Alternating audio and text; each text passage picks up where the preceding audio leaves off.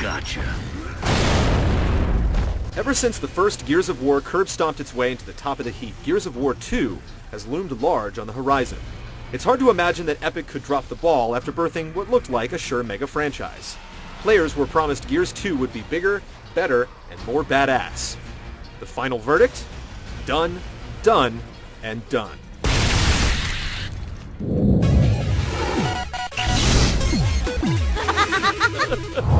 Six months after Marcus Phoenix and the rest of Delta Squad defeated the invading Locust Horde by detonating a lightmass bomb, the ugly underground dwellers suddenly begin to strike back by sinking entire cities into huge holes. With only one major stronghold left, humanity is forced to go on the offensive, drilling their way underground to rip the Locust a new one.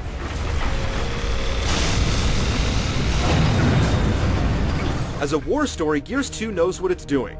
A professional writer is on board this go-around, and from time to time it definitely shows.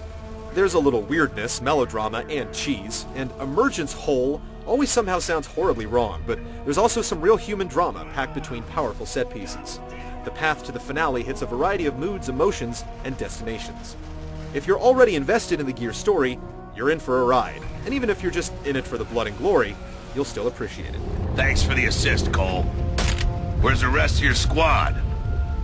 Here's my squad.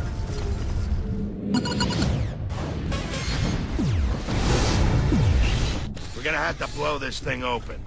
Baird, can you get a blast charge ready? Of course. Regular or extra strength? Extra strength. First on the menu is a well-paced campaign that clocks in at just the right length. You can go solo or play with a friend, getting a balanced experience even if the two of you are on different difficulty levels. You'll take in impressive sights, frequently change locations, hit a few burly boss battles, and when you start to feel like you've slaughtered enough enemies, you'll head towards the finale. It's a fairly epic chunk of gameplay built around impressive set pieces that takes big ideas and does them justice. Clear times will definitely vary based on skill and difficulty setting, but you can reasonably expect a solid 8 hours of play. The number may stretch even more if you're trying to fill out your war journal, but with the overall fast-paced and so much bloody good work to be done, the incentive to pick up dinky collectibles is honestly pretty low. The real multiplayer meat comes in two forms. Horde is the newest concept, as up to 5 players dig in on one of the game's multiplayer maps to face waves of increasingly difficult enemies. If one man survives, everyone is revived to face the next onslaught.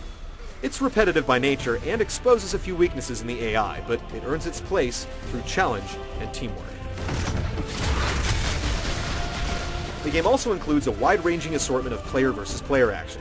Traditional match types are supplemented with new modes, the most interesting being Submission, the capture the angry moving target game formerly known as Meat Flag, and Wingman, an incredibly fun deathmatch variant that divides players into teams of 2, preserving some of the chaos of a free-for-all while still giving you somebody to watch your back. There's a 10-player max for every match type, and bots are also on the menu to fill in any empty slots. The sheer bulk of content available is a great quality on its own, but it's the gameplay that makes it all worthwhile. Sweet oblivion.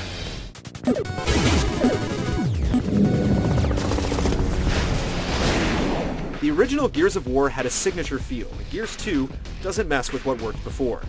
Characters have a real feeling of weight and momentum, trucking across open space with the signature roadie run, crashing into cover, firing powerful weapons, and colliding up close and personal for gory chainsaw kills. Gears 2 is undoubtedly a sequel to the first. If you play the first game, there's nothing here that's earth-shattering. It adds some variety and complexity while addressing game balance. Chainsaw duels may essentially be simple, but the stronger button masher will survive. The meat shield mechanic, which lets players pick up a downed enemy to soak up bullets, is a great defensive move, and improvements to the cover system make the game even more playable.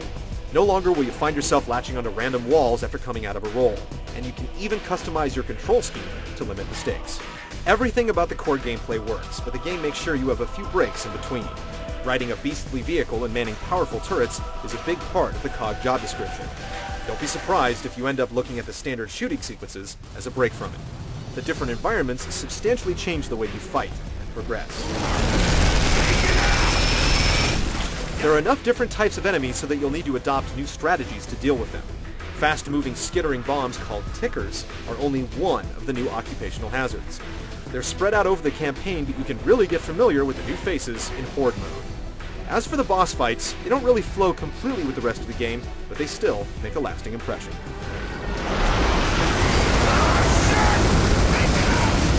New heavy weapons are worthwhile and hugely enjoyable, adding punch to an already hard-hitting arsenal. The Lancer is as reliable as ever, but you'll definitely be tempted to try out a new chain gun, appropriately named the Vulture, or invest in learning the difficult-to-use but brutally effective Mortar. Grenades as proximity mines adds a new strategic dimension to single-player and multiplayer, and portable cover comes in the form of a sturdy shield that's handy in most modes and absolutely essential in Horde.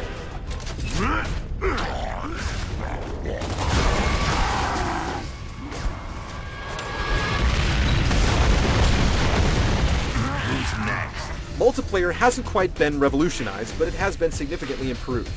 Numerous balance tweaks and smart new mechanics help make multiplayer enjoyable and fair. A stopping power feature discourages head-on charges, and being able to crawl when you're downed increases survivability and makes the somewhat risky finishing moves even more important. If you are taken out, a dynamic battle camera lets you snap and save pictures. Even though it's been expanded, the gameplay remains focused and fun.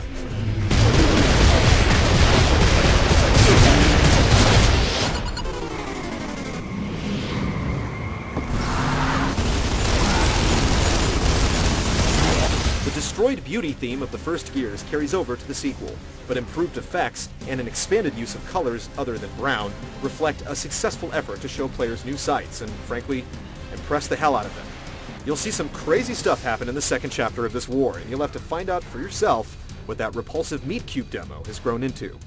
Characters again look larger than life and a little more human than they did before.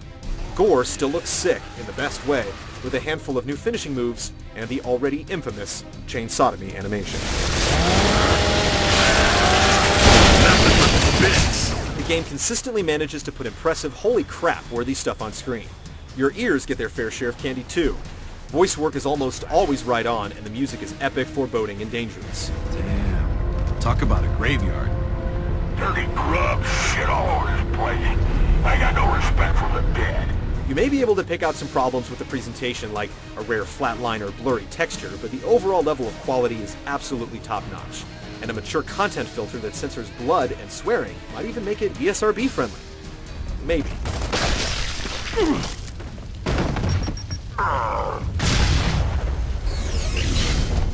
It's not absolutely perfect. It's fairly similar to the first game, and it can be boiled down to a simple war game about killing aliens.